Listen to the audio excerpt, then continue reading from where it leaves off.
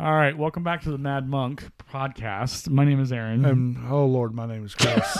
So Help us, y'all. off camera for the better part of probably what feels like 15 to 20 It was minutes. about 20 minutes. We have been struggling with this recording because I've got in the home studio, I've got 4 mics, I've got a soundboard, I got it all. It's all here. It's all locked and loaded. It's fantastic. It's brilliant. I love it so much. Sounds good too. It's great. But what was happening is we were booting stuff up. We were talking. We started to record, and it didn't look right.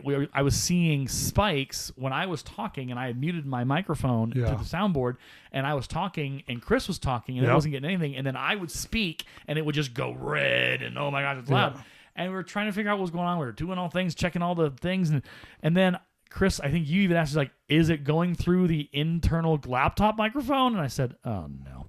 So it was. Sure enough. It was. And the best part, we hadn't even plugged in the USB from the soundboard. Jays. I literally was like, looking, I was like, oh, Chris, we didn't plug in. I held it up, and I was like, and Chris, I was like, oh my good, really? Chris's motto at work and here is, check the cables. Yeah, always check the physical cables. connections. Always physical There's connections. no better way to like humble yourself when you're like, oh, I'm so good at podcasting. I've been doing this for years, and then go, I didn't check the cable. Oh my goodness. Lord have mercy. It is crazy how simple things are always overlooked. Yep, it is. Always. It's bonkers. It is badonkadonk. But we are back and recording and with you. And hopefully you're still with us and not like privately just shaking your head in shame at us and going, what is wrong with you? Everything is wrong with us. Apparently. Yes, it is. So welcome back to the Mad Monk podcast. Today we're going to do some cleanup, or as they would say in the sports world, we're going to back cleanup. We're going to take care of some things that we didn't have a chance to talk about in our our leave, our time away, in which we had a lot going on. So we're going to talk about Good Friday, Monday, Thursday, Easter, but we're also going to touch back and kind of circle back to the idea of struggle. Yep. And have that a conversation, because I think, and you can, I mean, we talked about this before the podcast. We kind of were brainstorming it. Yep. Is that the struggle is such a normal and universal experience for people. It is. Everybody deals with it. And so it's like, some people talk about like life is struggle, life is pain, those kinds of things. It is. Right? And so when we talk about it, it can feel like you're beating a dead horse. But the reality of it is that every day is a struggle. It is. Every day is a new challenge. Every day you have new problems, new things you got to deal with, you got to figure out. Yep. And that's, I think, the beautiful thing about Christianity is that it acknowledges the struggle. It does. You look at all. It makes you better. It makes you better, but you look at all the stories. You look at Adam and Eve. You look at Peter and Paul. You look at the disciples. You look at Stephen. You look at all these guys throughout the Bible, throughout the historical kind of context of our disciples and our apostles. They struggled. It was a struggle every day to do what they did to bring the word to the people of the communities that they were a part of or that they were walking and traveling to. Yep. And so I think that that's something we have to remind ourselves, because so on the other side of this, before we really get into it, there's the other side. We've talked about this a little bit as well, is that people are like, oh, it's just too much. I just can't adult today. It's too much of a struggle. That's not what we're going for. No. We're not going to pat you on the head. Right.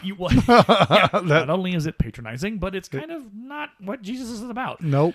The thing about the struggle and, I don't want to adult anymore, is we don't want you to, on the spectrum of where we're talking, we don't want you to go there. And we encourage you, if that's a part of your language or how you talk to yourself, we're going to encourage you maybe to dial that back a little bit. Go a different direction. Right, because words matter. What you say to yourself and how you frame situations. It matters. It directs your brain. It directs your actions. It directs your conscious, whatever you want to call it. And so when we talk about the struggle, we're not talking about like, oh, I just can't adult today with all. It's like, no, we can adult. We can be grown people, and we can do things that we need to do through Christ. All things are possible. And so that's where we're heading. But we also want to acknowledge that, life is hard. Life isn't easy. Like, it's not decisions we make on a constant daily basis and the things that we get challenged with, both in the minor, in the major, in the medium, like those are things that you have to figure out how to get through. And the only way to get through it is with Christ. Yep. And that is our solution. And so we're going to talk through it a little bit today. But first, let's rewind back to we go skirt. Yeah. Please never say that again. No. Yes. Where's my squirt bottle? I liked it. Oh Lord, the squirt bottle again. Chris, oh my goodness. I like how you pulled that out. You're just like, yeah, okay, all right. It was pretty dope.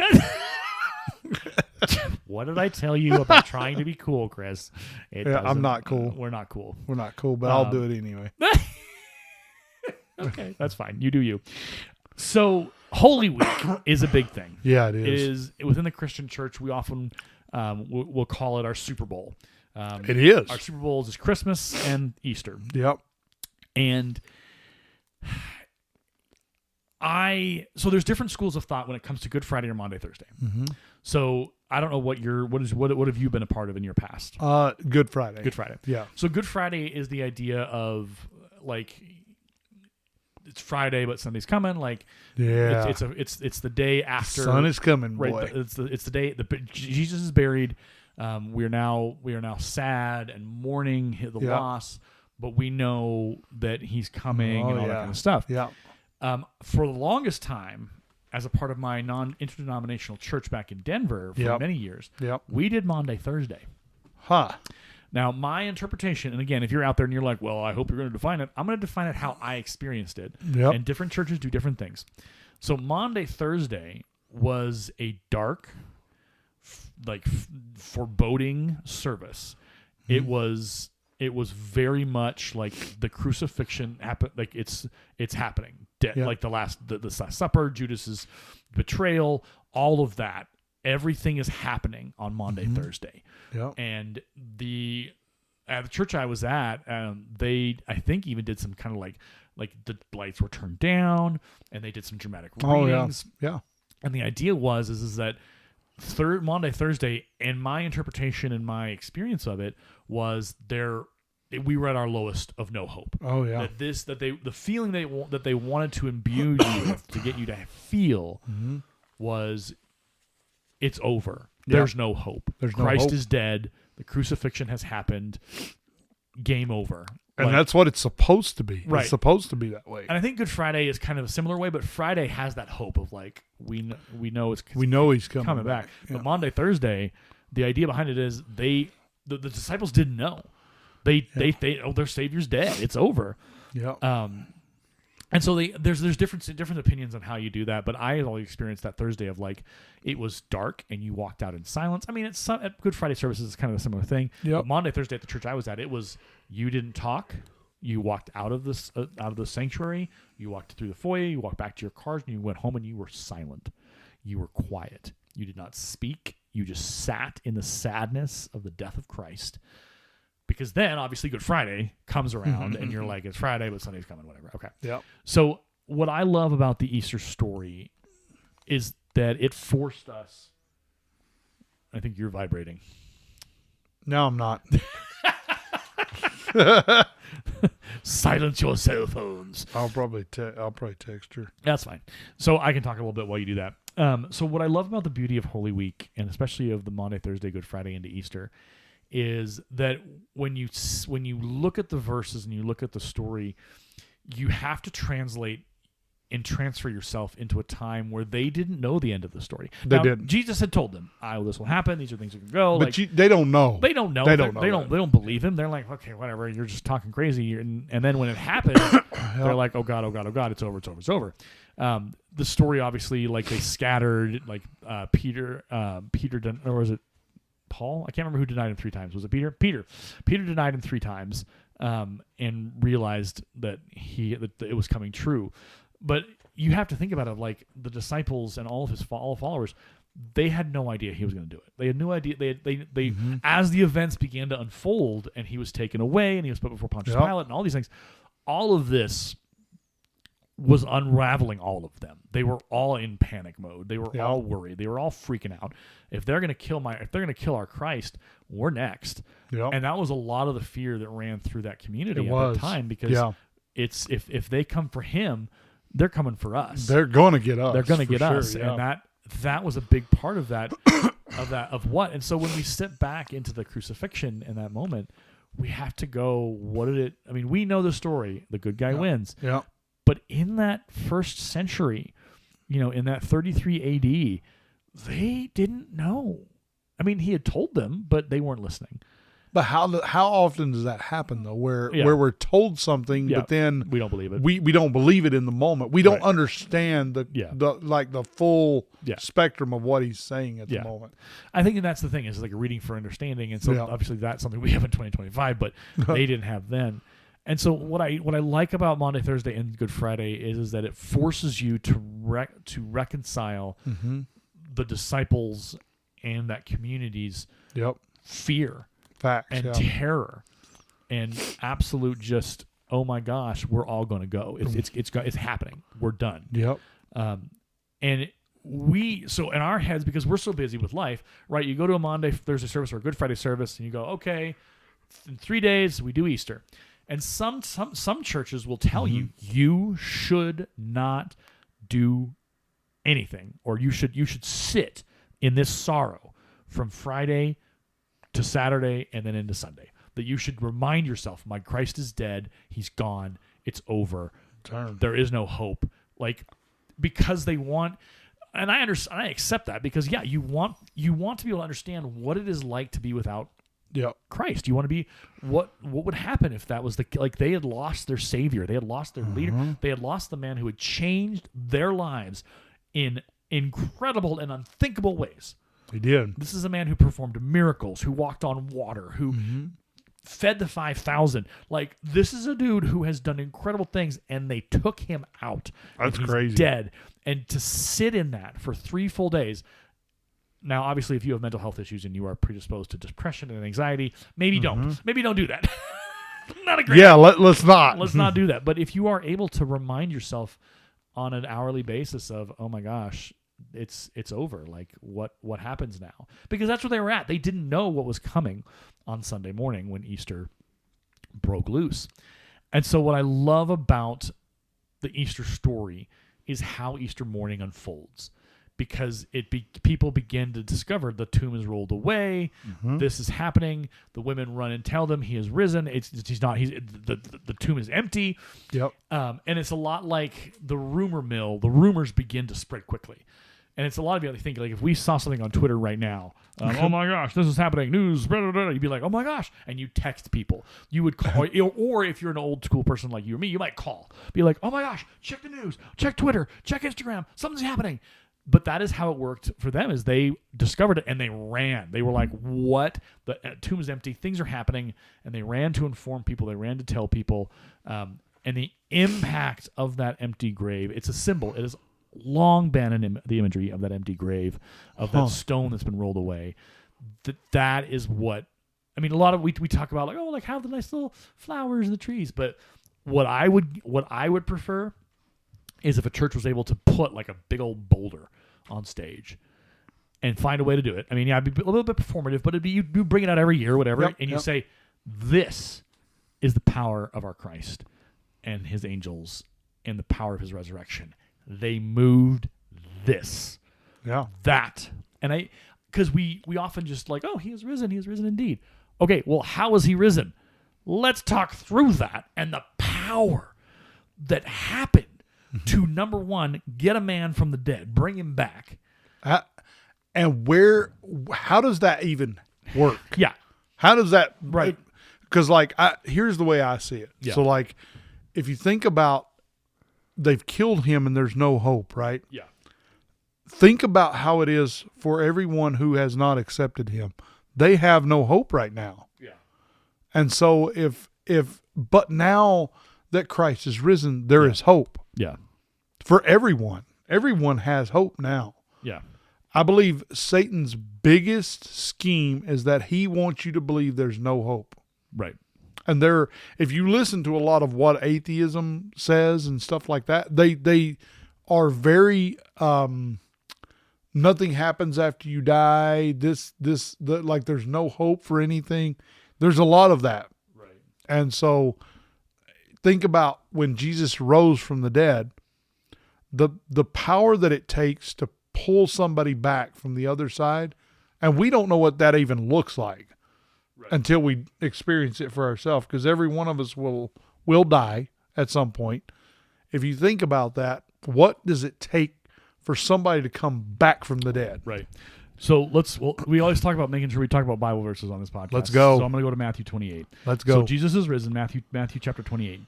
After the Sabbath at dawn on the first day of the week, Mary Magdalene and the other Mary went to look at the tomb. Yep.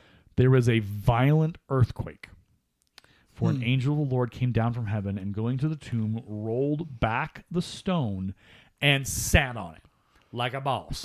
Yeah. That's my interpretation. Yeah. What you gonna do? Yeah. What's up, y'all? His appearance was like lightning, Holy crap. and his clothes were white as snow. The guards were so afraid of him that they shook and became like dead men. Basically means they fainted. They fainted. It overwhelmed them. They were like, "Oh, what is going on?" Yeah, we're done. And we talk about angels. They talk about angels in the Bible and how every single time they show up, the first thing they say is, "Do not be afraid." And you were like, every time. I'm afraid of everyone. What are you doing? You are weird. They're always afraid. They Right. say, "Don't be afraid," Yeah. but we're always afraid. Yeah. So the angel said to the women, "Do not be afraid. Yep. For I know that you are looking for Jesus, who was crucified. He is not here. He has risen, just as he said. Come and see the place where he lay. Then go quickly and tell his disciples, he has risen from the dead and is going ahead of you into Galilee. There you will see him. Now I have told you." So the women hurried away from the tomb, afraid. Hell, they were terrified. And I love that. Like, there's probably some subtext there of like absolutely scared out of their minds, Yeah, that's what they should say. yet filled with joy. So think about that for a second. Yeah. A guy you've been following who has claimed to be the savior of the world dies, and you're in sorrow and mourning. Yeah. Like when we think of mourning, we think of like, oh, well, someone died. You go to the funeral. But these, I'm guessing, these men and women were in tears, just sobbing in grief, but also in fear of what's, like we talked about, like they're coming for us. We're next. When's the door gonna come down, and when they come after us? Yeah. So it's the idea of afraid yet filled with joy, ran to tell his disciples. Suddenly, and I forgot about this part, Jesus met them. They're like, "Wait, what?" "Greetings," he said. They came to him, clasped his feet, and worshipped him. Then Jesus said, "Again, do not be afraid. Go and tell my brothers to go to Galilee. There they will see me." Oh, darn. So you have this, and so Matthew was the physician. No, Yep. Luke was the physician. Luke was the physician. Matthew was the tax collector, wasn't he? He was, yes. Yeah. God love Matthew. Lord have mercy. Lord have mercy. So now the message has been sent, and now it goes out. So then, while the women are on their way, we're now in the guards report, verse 11.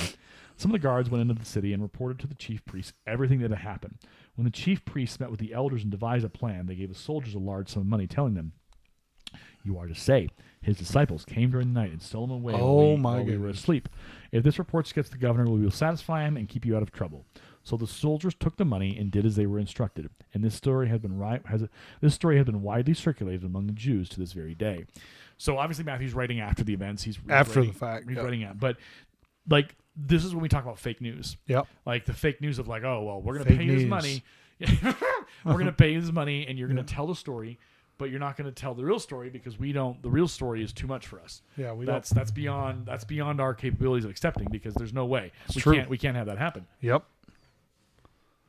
But what's interesting here is the priests don't refute it. They know what's happened. They know what happened. They know. They are very much aware of what's happened. Yeah. So we get to the Great Commission in Matthew. Yep. Then the 11 disciples went to Galilee, where they were told to go, They weren't. to the mountain where Jesus had told them to go. Mm-hmm. When they saw him, they worshipped him, but some doubted. Of course, we talk about doubting Thomas Yep. and all that whole process. Oh, somebody will always doubt. But here's the Great Commission. It says, "All authority in heaven and earth has been given to me. Therefore go and make disciples of all nations, baptizing them in the name of the Father and the Son and the Holy Spirit, and teaching them to obey everything I have commanded you. And surely I am with you always to the very end of the age." All power has been given to me. And that's the end. And that's the end of Matthew. Yeah, That's Matthew 28 ends with the Great Commission. It does. So there's a lot in there, but there's this thing about we struggle. Yep. And so you think about those 3 days where the Mary Magdalene and the other Mary and everybody is absolutely struggling with this. Yep. And the Bible obviously doesn't tell us a lot about what they experienced as much as it can. They were human, so so you can we can imagine. you can extrapolate. Like there was probably a lot of tears. There was probably a lot of anxiety. Oh yeah. Like, it's over. It's done. Yeah. Like, we were betrayed. Think about his mother. Oh my gosh, yeah. Like, Dude, Joseph doesn't get a mention in any of this, does he? He doesn't. No, they don't mention Joseph at all. So we talk about that's interesting. That is. I can actually Google it. Where was Joseph? Not Joseph. Joseph, please. I can spell Joseph at the crucifixion. Yeah, at the cross. Or where was Joseph at the cross? Joseph was likely deceased before Jesus' crucifixion. The Bible doesn't explicitly state the time of Joseph's death, but it's generally presumed that he died before Jesus began his public ministry. The last mention of Joseph in the Bible is when Jesus was 12 years old. When Jesus was on the cross, he'd entrusted the care of his mother his mother Mary to the Apostle John, who supports the idea that Joseph was already dead. I mean, it makes sense. Yeah. And it's interesting because there's a lot of conversation about like how women are treated and but the women in the Easter story, in the Holy Week stories, they get a lot of attention, and they're the ones. And what I love about this is that I would like to, it's again we're going into theology for a second, so just bear with us as we kind of we go off road for a little bit here. I would like to think that the reason why Mary Magdalene and the other Mary are the first ones to get to the tomb and find out, because they came there to do the ceremony and stuff like that, and they're the ones that the angel tells. Yep. They're the one, not some dude, not some rando. Yeah. Mary Magdalene and Mary are the ones that are there, and they're given the news. Now go and tell the disciples to meet him in Galilee at this mountain. But then if you look at how women were treated back then, they weren't in a position like men were. No. And so for the message of Jesus' resurrection to come, it comes through them, through the ladies first. That's a pretty interesting way to do something. Well, so and again, this is the off-road part of our theology. Yeah. So it's dangerous to try and apply 2025 thinking to 33 AD culture. Like, it's completely different. It's not even 180. We're talking different. It's a different dimension. Yeah, there you go. That's it's Marvel versus DC. Like we're in totally different places. Superman's awesome. And you're not Batman. No, I'm not. So we're both coughing. Yeah, we are. It's the allergies, I promise. Yeah. So, but here's the thing. We've talked about this before. We talked about the birth of Christ and how he was supposed to be born of the house of David. Yep. And the Bible does the work and shows us not just on Joseph's side. So that's the paternal side, right? That's the dad. And again, culturally, men had more rights than women. Men were the head of the household. Men were these things because 33 AD, that's how the dynamic and the culture worked. It is. Interestingly enough, though, the Bible also details, and the line of Mary is also from the line of David. Uh-huh. And so God in his story gives value both to the male and the female. Yeah. But it's interesting that it's specifically detailed that Mary also carries the line of David. She does. Because in that day and age, people were like, okay, well, it's the dad's line. The father is the line. Yep. The child is born of the dad's line. He takes the dad's, like, that's where it flows. They didn't understand biology. In 33 AD, they didn't have like DNA didn't make sense, right? Yep. But we know that Jesus was born of Mary's DNA. We do. And that we know that validates and checks the box, both for the scientific piece of it, that Mary was from the line of David. Therefore, Jesus is genetically from the line of David. He is.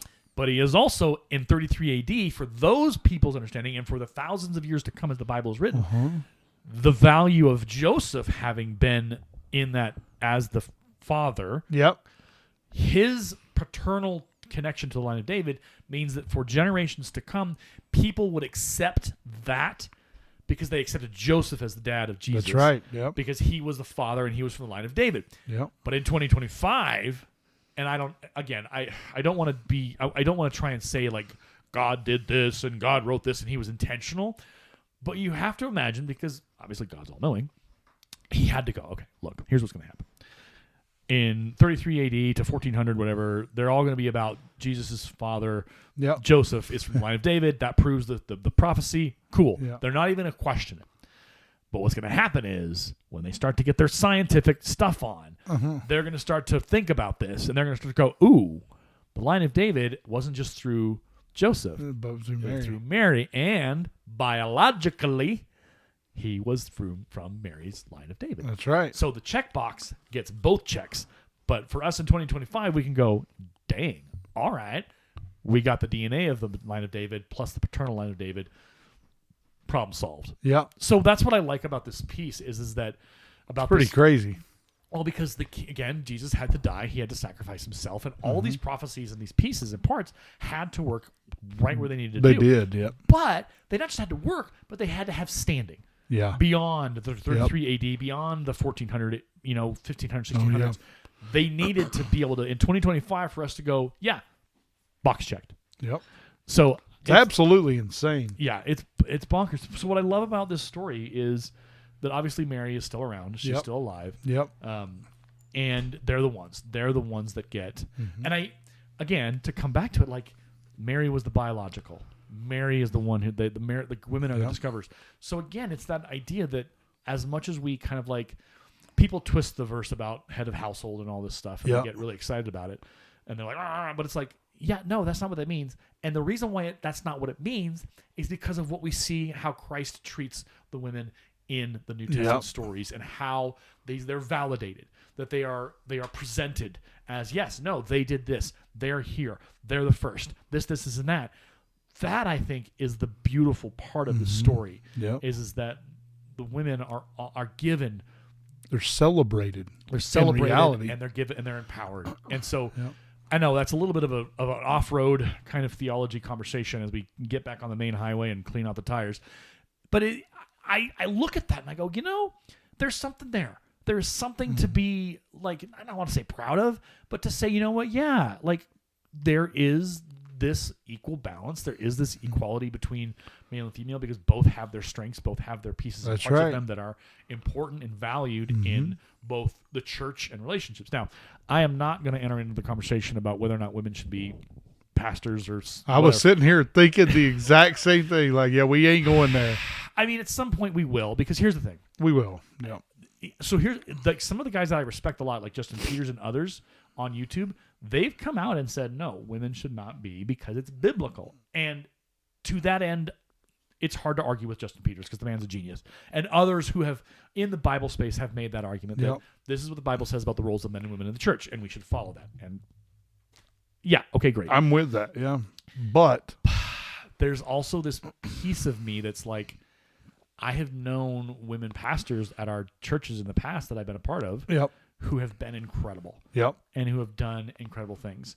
And I don't know. I use this expression a lot. I say, I don't know where I know where I know where I'm sitting, but I don't know where I'm standing. So when I sit, I'm still thinking, I'm still contemplating. When I say I stand, I'm taking my stand. I'm making like, this is my final call. I don't know where I stand on that yet. I know where I'm sitting and what I sit in because I think about it a lot. I think about, okay, because to take us off-road again a little bit, the Pope recently died. He did. And there is a lot of conversation about, and has been a lot of conversation about the role of women in the Catholic Church, but also that priests and their celibacy and all of that, which has caused more issues than any, like, has been really rough. Has been a really bad. It's the scandal and the awfulness that's come out of that has been rough. Has been rough. Well, and the Bible is very clear. Paul says, "I wish that you were as I am." Yeah. But if not, it is better to marry than to burn. Yeah. That's what he says. Yeah, and it's that thing of like, in 2025, how do we value women as a whole? Because if we don't. I have long argued, and again, this is where I sit. I'm very close to taking a stand on this one. I firmly believe, and my Catholic friends out there are going to lose their minds, I firmly believe we need to let that go. And here's why. I would absolutely agree with that. Because the marriage has been talked about in the Bible a lot. The It's sacred. The bride, and then whatever. Like you are married to, you are the marriage of Christ in you, or marriage of the Godhead in you. Like there's a lot of that conversation. There is, and I understand the why, because we want our priest to be set apart. We want them to do this, but I also know the importance of family and of celebrating family. Extraordinarily important. And I, again, not an expert in the Catholic Church, but I know that there is so much more power in having a priest who is a part of a family. Facts. And who is growing a family and understands that in a visceral way, so he can be able to lead that community. Now, there's people out there being like, well, I'm like, there's plenty of arguments on the opposite side of it. There right? is. But for me, I just kind of say, why are we still doing this? Is it because we've always done it this way? Is it because a pope one time said it should be done this way? Or because it's been constantly affirmed by pope on pope on pope on pope on pope? Or is it because we're afraid that this will take away the control that we have over our priests and the system that we have? Because the conclave is kicking in a gear in a couple of days, and all those old priests who never got married are going to be moving into the conclave to make an election. They're going to select the next pope. And I don't know. We talk about the importance of relationship and family and of all that. So we're going to get back off that rocky road. Okay. Struggle. You wanted to talk a little bit about this. Yeah. I've talked for a little while. I want to give it back to you at least. It's good though, because, okay. So I am on the fence like you. Yeah. I look at what Jesus says. To me, that's all that matters. It doesn't matter what a priest thinks. It doesn't matter what the Pope thinks. Yeah. It matters what Jesus said. Yeah. And when we look at the women in Scripture, Ruth, Esther, those women, this is what I believe God looks at. I truly believe this. Who is going to serve him and do his will? Yeah. That's what matters. Yeah. And whether that's a man or a woman, he is no respecter of persons. That's what I believe. And that is scriptural. So if people are going to argue about stupid things, because I think it's a stupid argument, and people waste way too much time arguing about stupid things, should a man in the Catholic Church be celibate? I don't agree. Yeah. And the reason I don't agree is because of all the sin that has come out of it. I mean, there has been some horrendous things that have happened. Absolutely.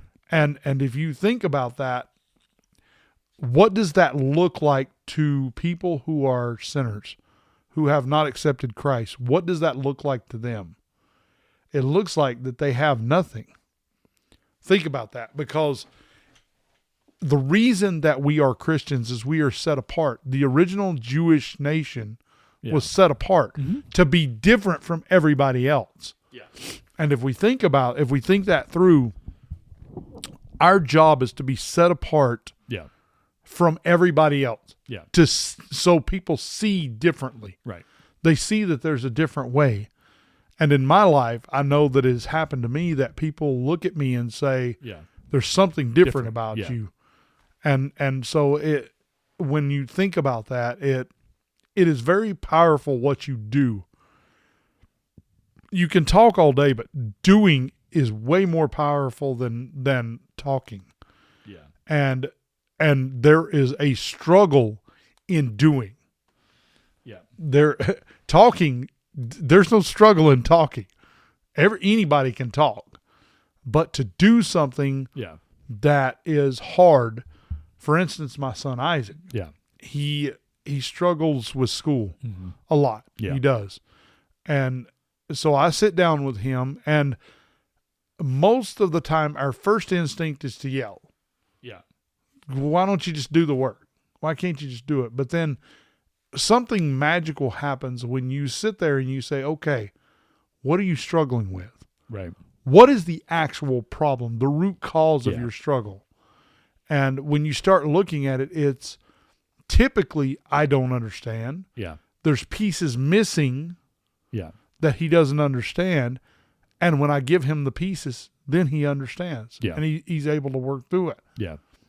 And I think that struggle in our world these days, it's a lot harder than it's tough. Well, yeah, you can think about because we're both old enough to remember 2000s, 2001s. We're the oldies. 1990s. Life was tough. It's always been tough, but it is a lot harder in 2025. Boy, it is tough, man. Because there's so much noise. There is. There's so between Twitter and all the social media aspects, all the stuff we have. That's why I don't even look at all that. And let's put a pin in that because I want to circle back in a second. Oh yeah. But there's so many voices and noise and things to distract us and idols for us to get pulled into. True. To your point, getting rid of social media and stepping away from it. There's a guy on YouTube who basically took a month. Eddie Burbank is his name. Yeah, he's fantastic. I love him. Yeah. We probably would disagree on 16 different things in life, but this video that he produced is where he basically put his iPhone and his iWatch in a thing and locked it away for a whole month. So he had to get around using his computer, like going and printing out MapQuest stuff. He used a landline, so people could only contact him on a landline. And he talked about how he was really worried and freaked out about how hard it would be. Yep. But what he found is that he was doing less doom scrolling and a lot more reading. Yep. That he was. I watched that video. Yeah, I know the one you're talking about. It's legit, and he talks about how he no longer had the busyness of his life. Yeah. Slowed down. It did. He was no longer like sitting there scrolling. He was like, okay, I should read. I can read. I can do something. I can do this. I can go and appreciate this. I can, I'm using a video camera to capture my memories. Like there was all these things that and he said towards the end, at the end of it, he was like, I got to have my phone back. Yeah. But he's like, but I've come to realize how little I actually need this thing. Oh yeah. Because it's the idea of the need. I'm addicted. And it's an idol for me. It is an idol. And for the longest time, I was active on Twitter. I was posting all the time. I was trying to get engagement. And the last year, especially the last 3 months, 2 months. Oh yeah. I've posted stuff about what I do at school and the cool stuff we do there. No engagement. Not even a response from people. And it's like, am I just shouting into the void now? Have we gotten to the point where we don't even talk to each other on Twitter? We just kind of bleh. It's not called x.com or whatever. Mouth vomit. Yeah. It's there's nothing there. There's no heart. Yep. And so what Eddie discovered. There's no substance. There you go. It's a substance that you abuse, but that's not the substance you want. That's exactly right. Oh, sorry, I should say that. Yeah, it's substance abuse, but it's not the substance you need. It's a substance you want, but then it's just sugar. It's like a pixie stick, and you're just like, oh, that was great. Woo! Oh my gosh, just makes you fat. That's right. all it just makes you and sugar high, and then you crash, and all those imagery and those metaphors you need. That's exactly right. So there's this part of the struggle is almost exacerbated by all of this connectivity and all this immediacy. Yeah. You can look at Twitter and lose your mind, or look at Facebook and you can doom scroll and you can be like, oh my God, what's going on? Or you can take a step back, cut yourself out of those things, install a landline or whatever, but not letting the struggle, not artificially accelerating the struggle, because you're giving the struggle more power over you. You are. And we struggle. Human life is just, that's what it is. But if you have certain things that are making it worse and are pushing the foot down on the pedal, well, it's not going to get any better. Yeah. And so that's why I think I love my phone. I like being able to check on Instagram and see people. I do too. Super boring. And I used to be a total evangelist for social media and YouTube. I mean, we've talked about this the chasing the clout, chasing these things. But what that does is it creates more of a struggle, because you're like, oh, I got to put a video up. Oh, I got to do the right video. Oh, I got to do this. That's a fact. And instead of just doing it for fun and not worrying about the clicks and worrying about that, you end up increasing your struggle, because now you have that added weight on you. And you're like, well, if I don't produce a video in a week, and people on YouTube, big YouTubers have talked about this. They're like, it is a absolute pressure cooker. If I have an upload schedule, I have to meet that because it's my job. Yep. But it creates anxiety, fear. Yeah. Oh, what if I don't get it done in time? Oh, I'm not going to do it. Have you ever you've probably seen the meme of the attached girlfriend? Like she's looking at the video and like it's Justin Bieber's song is playing in the background and she's just kind of, her eyes are wide and she's looking into the camera. She just gets closer and closer and closer. Her name is Lena, and she started, that was like 9 years ago. She started a YouTube channel it was on her YouTube channel. She started doing uploads and doing things.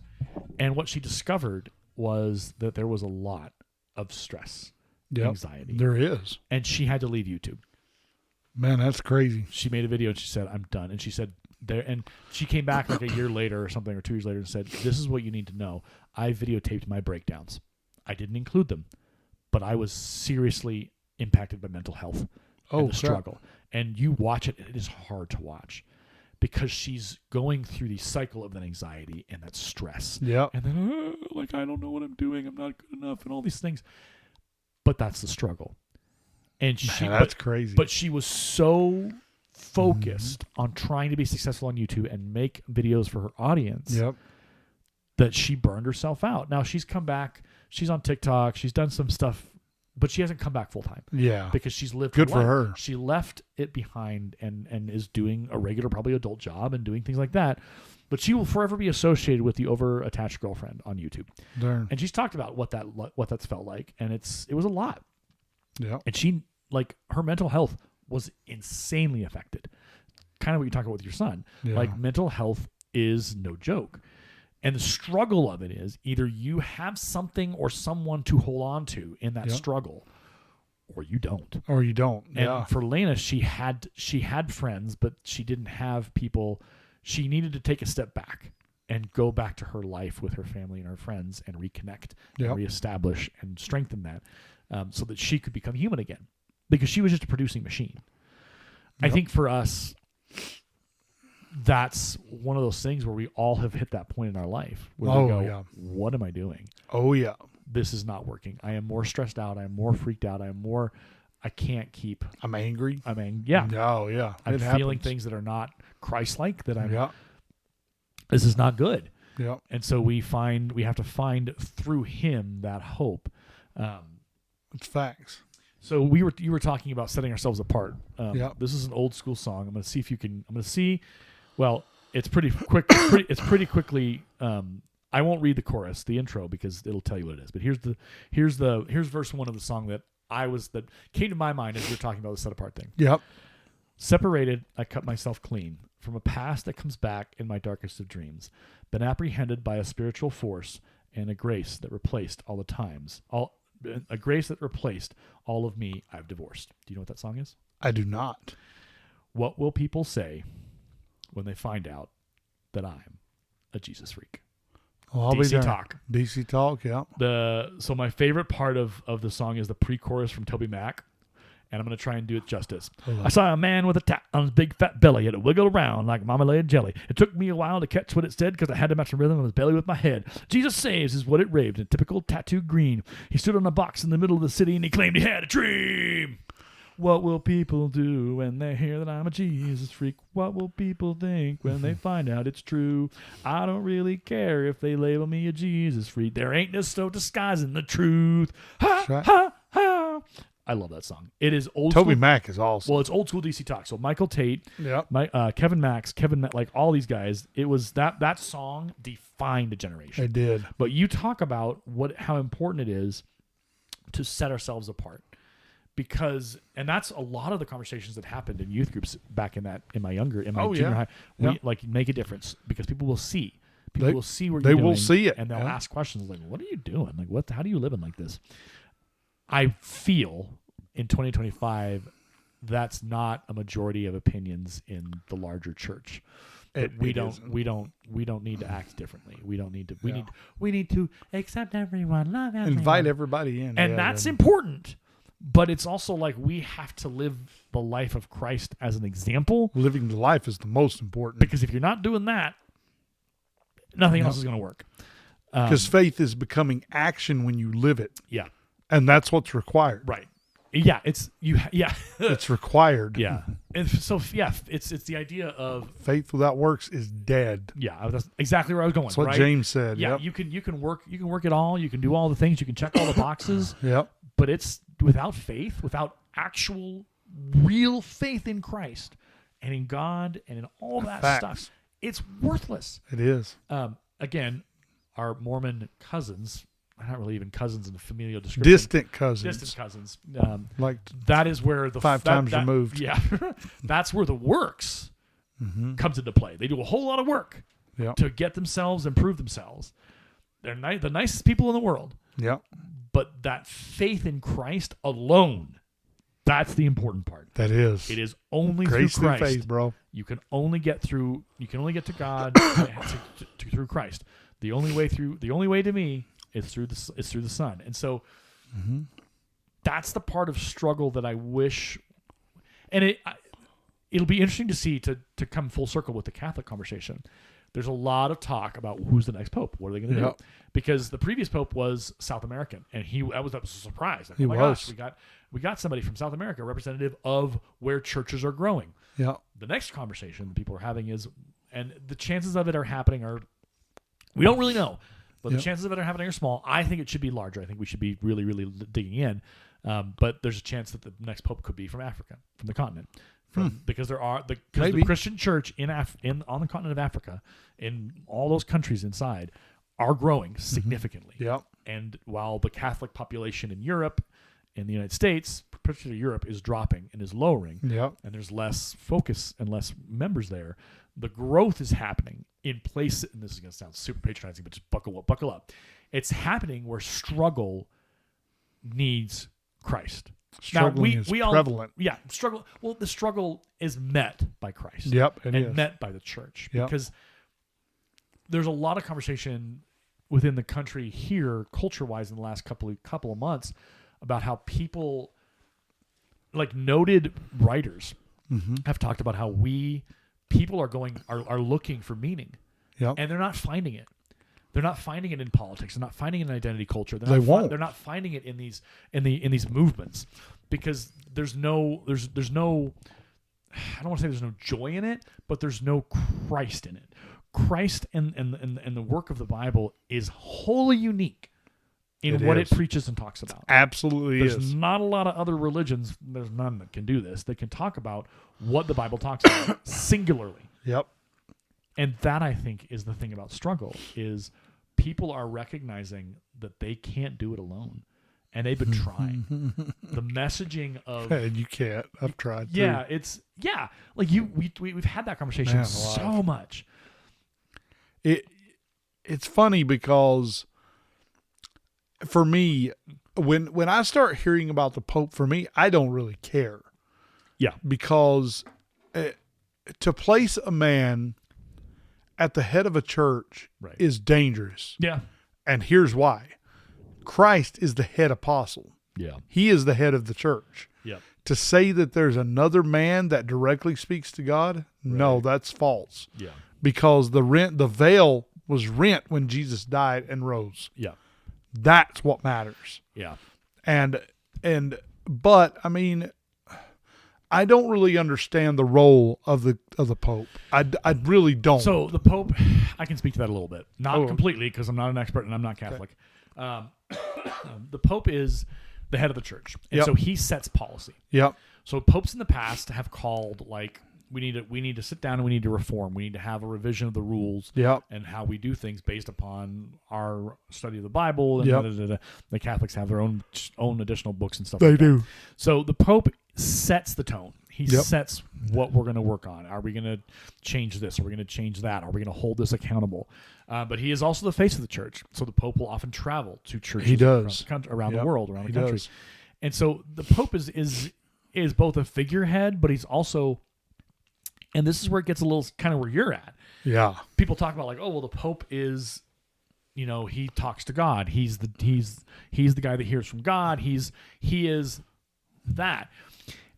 And the danger, to your point, is if you are assigning something to God that isn't, there's a danger there. There's a big danger. It just, It's mainly because and I've got a lot of friends who are Catholic, and I'm not saying that they're not going to go to heaven. I'm not saying that. Not our job to judge that. It's not my job to do that. That is Jesus' job and his alone. Yeah. But he is very clear about idols and placing things and people above him.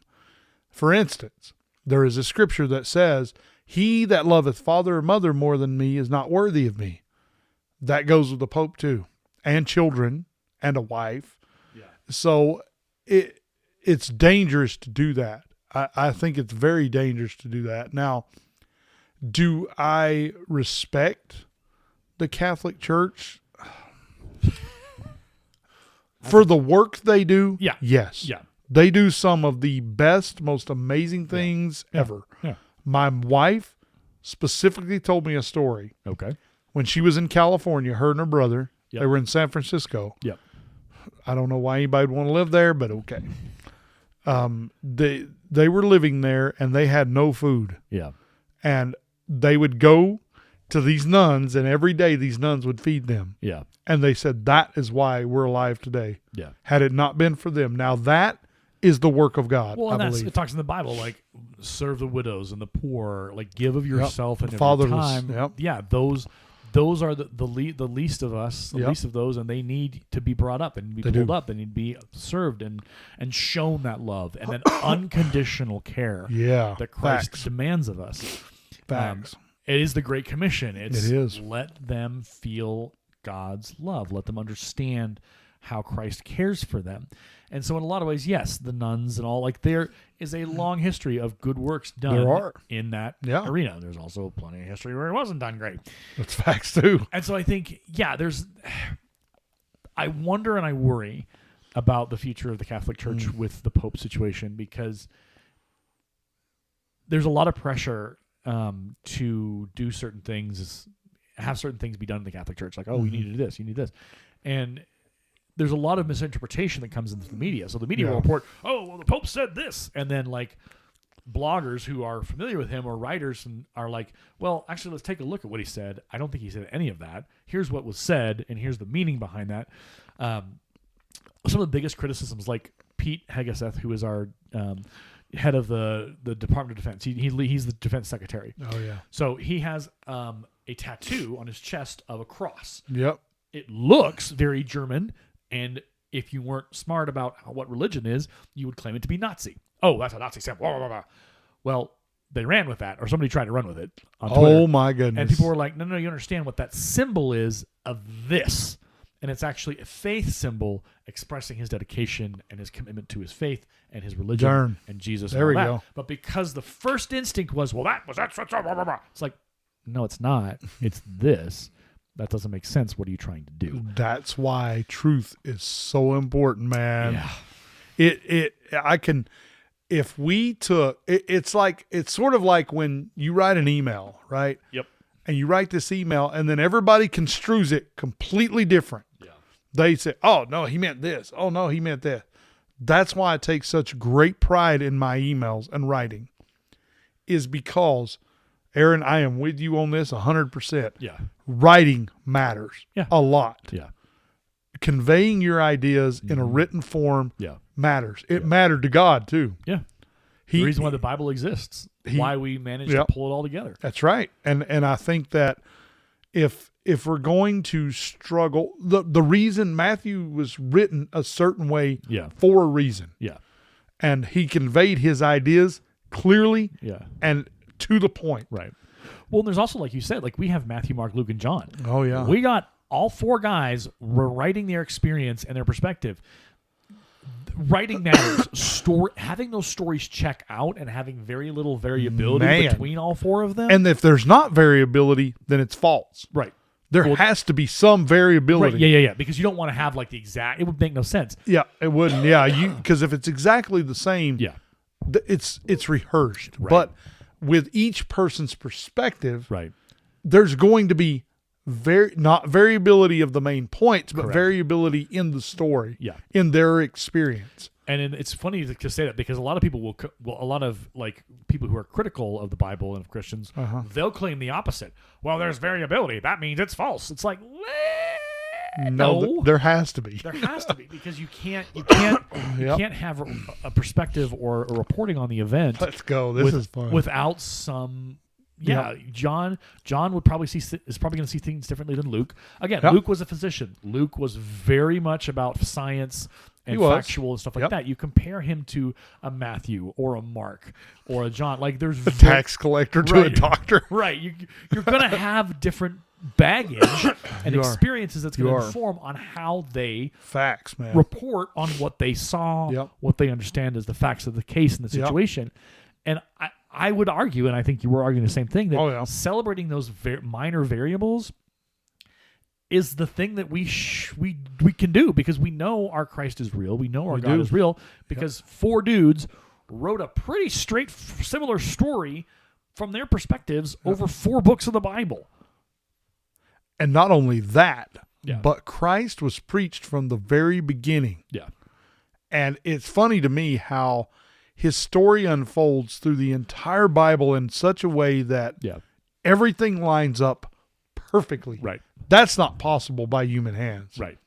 Well, and you talk to people. Not. The thing is that it wasn't that it was written, 20 years ago. This is 2,000 plus. Not just 2,000 years, but before that, before all. It was written like over 1,800 years or something like that. And it's like that. That is nuts. That is, and to have the story and the character and the prophecies consistently check out, the conspiracy to have that work would be insurmountable. There would be no way a conspiracy would work to make all of that work out. That's fact. The only conspiracy, and this is going to sound super corny, the only conspiracy is a conspiracy of God.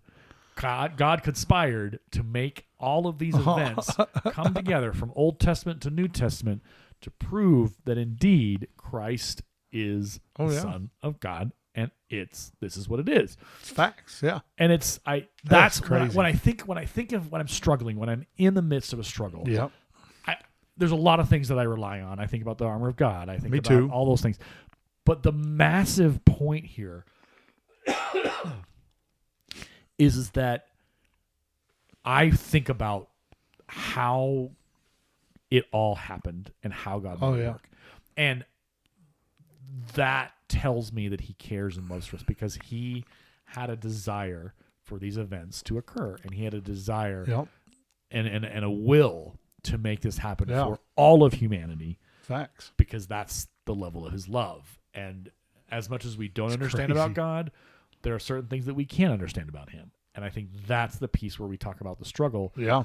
That sometimes as small as we are, he still cares enough to be thinking about us and our needs and what we need to hear or what we need to think about in those moments to come back off of that, swerving into a ditch because, oh my gosh, God put all of this together for us. The least I can do is sit with him, read some words, talk to him, and get myself back on the path and on the road to Christ and to him, wherever that leads. Who knows? Well, yeah, because you don't. Everyone's different. You can't predict God's will for your life. You can't. It's unknown. So that I think the struggle piece is through that struggle we find out how true God is. Yep. And we've both lived upwards of 40 years. Lord have mercy. We've been through some things, and I'm sure we're still there's more to come. There's more to come. But the beauty of having lived that long and followed him for that long is that you know what you need to do when it happens. Oh yeah. You know when that struggle comes, you're like, okay. You can feel it coming. Yeah. You're like, I need to center myself with Christ. I need to get myself right with him. I need to keep right with him. And we've had this conversation too. Like, there's a lot of people who don't believe that deeply about their faith anymore. That's bad too. Or in younger generations, they've gone without that discipleship. They've gone without that. Hey, this is, and I think that's the point of the writer I was talking about who wrote that article about people are feeling empty, and they're trying to find the Christ, the God-sized hole in our hearts, and they haven't been able to fill it for 10 years, 20 years through whatever they're doing, identity politics, whatever they're doing. And they're suddenly grappling with that emptiness and going, well, where do I go to fill that? I've tried to fill it with all this stuff that doesn't that doesn't, it's sand. It just comes in and sits there for a second and then it washes away. Yeah. Versus if you put that Christ in your heart, it's a solid rock. It's not going to break apart. It's not only that, it's going to strengthen your heart. It's going to strengthen your faith. And as long as you continue to exercise that and build on that, you've got him, and you've got the tools, you've got the Christ to get you through the struggle and the pain. And that's, again, it's, for me, I've been in it so long that I know it. Yeah. But I don't feel like it's been taught in recent, it's like the last 10 years. It really hasn't. No, because like I think of it this way. He's the bread of life, right? Yep. When we're hungry for something, what do? We eat. Yep. When we're thirsty, we drink. He's the living water. Yeah. If you think about the way he describes himself and the way that he extrapolates his ideas and who he really is. Yeah. He describes himself in a way as he has something that if we partake of it, we'll never be thirsty again. Yeah. We'll never be hungry again. Yeah. And it's interesting because I've spent the better part of 20 years trying to figure out what that means. Yeah. What does it mean for when hard times come, how do you look at that situation and say, okay, what am I supposed to get from this? Yeah. What is the idea behind this? Why? What lesson am I supposed to learn? Yeah. What thing am I supposed to get from this Yeah. situation? And when you take a step back, like my dad dying, things like that, it's like all these friends that I lost. Why does that matter? Yeah. It matters because I can now look at someone in their pain and understand exactly what they're feeling. Yeah. So that I can help them. Yeah. And I can point them to Christ because he is the one who helped me through it. Right. Well, and to circle back to your point where you talk about the bread and the water, right? Yep. I am the bread of life. I'm the bread. I am the water. Like, yeah. We talk about the Bible and we talk about why stories were written and why they used the verbiage they did and the stories they used. Yep. Facts. They used them because that was relevant to people at the time. Exactly. The basics of life was bread and water. Like that was what people needed to survive. That was the base food. It was. And people in that time would have understand hunger. Oh, they would have understood what thirst. Yep. Because that was a struggle. That was a thing. We don't, in our nice little capitalistic modern day world here in the United States, we don't understand hunger. We're well fed. I mean, we are well fed. I mean, obviously there are people who are not. But as a whole, we are very well fed. We don't understand what it means to be hungry. Now, okay, you got breakfast. You maybe ate a light breakfast, and you get to lunch, and you're like, oh, my stomach, I'm hungry. That ain't hunger. That's not hunger. We talk about Christ and being hungry for Him. Yeah, that means you didn't get breakfast. You didn't get lunch. You didn't get supper either. And supper is maybe a limited, and you go to bed hungry. Yeah. And that is what we talk about, the hunger for Christ and the hunger for salvation. And the hunger exists in that very much, I'm always hungry. Yeah. And so what Christ was talking about is, if you come to me and you are with me, I will feed you. Now he was speaking metaphorically, of course, but also like the churches of that time would have supported those people and been able to help them. Yeah. Talking about the soup kitchens the Catholic Church has run for generations. They do a good job of it. They do it because guess what Christ did? They model it on the Christ system of serve those, feed those who need me, minister to them, be me to them, use your hands and your feet to bring to them what they need. Because if you feed them, you bring them up. You satiate that hunger. And they're no longer satiate. Boy, that's a big word, isn't it? I like 25 cent, maybe 50 cent word if you get lucky. Woo, let's go. But that's what Christ was saying. He's like, I will bring that relief to your suffering. I will the struggle. I am that bread and water as you struggle. Because if you're struggling, you're expending energy, you're burning calories. I will get you through this. I will satiate your hunger for better days. That's a great word. And that's the power of Christ is that when he's used and applied in ways that are encouraging and helpful, and like That's what Christ wants. He wants you to serve. He wants you to help. He wants you to be the model and to show what that life can be like. And so, yeah, being hungry and him being the bread of life, him bringing the water, like that is, there's a reason why communion is bread and, well, wine, but bread and grape juice, because it's the basics. It is. It's not a grand meal. This is bread. This is the basics of life. Yep. I am giving you that on a daily basis because of who I am. Give us this day our daily bread. Exactly. Like that, the daily bread was probably something that everybody, like, again, context wise, they had their daily bread. Oh yeah. Bread was easy to make because you could get it and you could put it in an oven and you had bread. You could store it and it would be fine. So I just there's power in the struggle, but there's power in the Savior. And that's what I love. Amen, brother. It's just you can't live life alone. You can't struggle alone. Yeah. I mean, you have to have other people. Yep. You do. Yeah. So my sixth graders who I taught in 2018, most of them are graduating this year. That's crazy, isn't it? It is bonkers. Oh my goodness. But I sent out an email of like the graduation speech I would have given, and part of my speech that I would have given was, don't do this alone. No. Do not try this adult journey, this next chapter in your life alone. You can't. Build a support system. Use me if you gotta, but don't try this alone because it will hurt. And it will be painful. You will probably fail. And you will struggle. Like, I didn't say it to that explicit nature, but my statement was, and I said, because people are gonna bag on you for asking for help. People are like, oh, why ask for help? You can do it. It's like, no, tell that person to get out of your life because they're worthless, because they're trying to tell you not to ask for help, and that's a stupid statement to make. That's stupid. But I think that's also what we as a culture have done for the last 10 years. Oh, don't ask for help. You can do. You're a boss. You're a big boss. You can do things. You're big. You're big. You're good. You're perfect. You're amazing. It's like, no, we're not. We're messed up. Dangerous. We need help. We all need help. And to suggest that we're able to do it on our own is insane. It's bonkers. It is. But it's that culture of, you can do it. You're a boss. You're a strong. Grab yourself by the bootstraps. Right. Do you know how many times I've heard that? I've got friends in Georgia that say that all the time, and I'm like, ugh, that's the most stupid thing I've ever heard.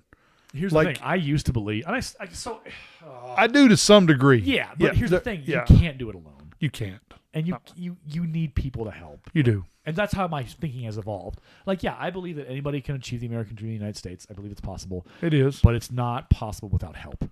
You can't do it by yourself. You got to have people in the community coming alongside you, supporting you, encouraging you, walking with you. Because if you think you can do it alone, it's kind of an arrogance too. Oh, it's so selfish. It's selfish and arrogant. So you want to go with something on this one? Let's go. If you think you can do it on your own, you are explicitly rejecting God's presence in your life. You are.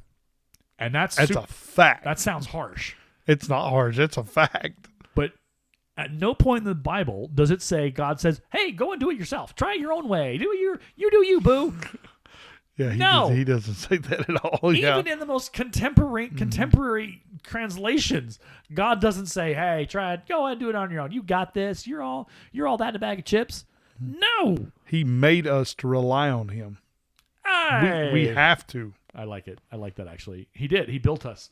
We are made in God's image, but we are also made in the image of needing him. We are. We have a God-sized hole in our hearts, and he's the only one that can fill it, man. It's like round peg in a square hole. Yeah. You gotta have the round peg in the round hole. That's right. You try and put a square peg in a round hole, it's not going to work. Don't fit, y'all. You're going to keep hitting and trying to hammer it and try and shave it off, and by the time you're done, it still doesn't fit, and it's beat all the crap. You're not just that, but you've been beat all the crap. Yeah. And you're going to be like, it works, I got it, and then at some point it's going to fall apart because it's not designed to be in that hole. That's right. And so then you got to go back, and you got to I guess I got to get the right peg, and I got to go back to Christ. That's the beauty of it, is you can always come back to him. Do it right the first time. Yeah. Follow the guy who tells you how to live, because he's got it in the Bible from start to finish. Yeah. Okay. Anything else? No, I'm good. Man, that was good. I like that. That was off the dome, bro. Oh, that was good stuff. So yeah, I think the message of Easter and the message of Good Friday and Maundy, Thursday is the struggle continues, but God is here. Christ, He's alive. He's alive. Mm-hmm. I think it wasn't Max Lucado. It was a preacher that I'm forgetting the name of. But the statement, it's Friday, but Sunday's a coming. Yeah. This guy gave a session. It's on YouTube somewhere. But he talks about how, the struggle, Mary and the disciples they're in the dumps. They're terrified. They're scared. It's Friday. But Sunday's coming. He talks about, and he goes through all this stuff about how everything is terrible. The disciples are, people are scared. The clouds are forming. The end is here. It's toe up. Exactly. Yeah. It's Friday. But Sunday's coming. And so that's that's something that runs through my head a lot when I'm struggling. I'm like, it's Friday. Mm-hmm. It's Sunday's coming. Oh, it's coming. And that's, I think, another way to do it is like, Christ is coming. Christ is here. Hard times come and go, man. Yeah. But the sun always comes out later. Yeah. Always. And Christ doesn't change. He doesn't. He remains there ready for you. Let's go. And waiting. So there we go. Take that to heart, people. Yep. There's your ending of the podcast for today. My name is Aaron. And my name is, Chris. What's that? I don't know. You trying to be like some cool radio DJ? And my name is Chris. You're on KTZY. Yes. In Port Morgan, Colorado. Yes. On Jesus Radio. Yes. No. That sounded creepy. We've crossed the line. We need to pull ourselves back across it. This has been the Mad Monks Podcast. We'll see you on the next one.